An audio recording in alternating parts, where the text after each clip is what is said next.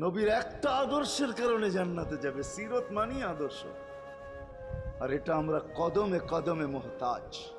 কেননা এই ছোট জীবনটা যদি গ্রহণযোগ্যতা পর্যন্ত পৌঁছাইতে হয় আল্লাহর কাছে, চাই নারী হই, চাই যুবক হই, চাই বৃদ্ধ হই, যেই মানুষই হই না কেন, যেখানেরই হই না কেন, যেই বাসারই হই না কেন, যেই বর্ণেরই হই না কেন, যেই পেশারই হই না কেন, যেই সোসাইটিরই হই না কেন, এই জীবনটাকে যদি গ্রহণযোগ্যতা পর্যন্ত পৌঁছাইতে হয় কার কাছে? দুনিয়া আলাদের কাছে না, মালিকের কাছে, যিনি এক ফোঁটা পানির থেকে অস্তিত্ব দিছেন, যার কাছে আবার আমাদেরকে ফিরা যেতে হবে। পালানের কোনো সুযোগ নাই। এই জন্যই কোরআন আমাদেরকে বোঝায় আইনাল মাফার। আল্লাহ বলতেছে কোথায় ভাগবে তুমি, বলো কোথায় ভাগবে? কবির কথাই সত্য, যদিও নাকি পালাও তুমি আকাশেতে লাগিয়ে সিঁড়ি, সিঁড়ি লাগাও যদি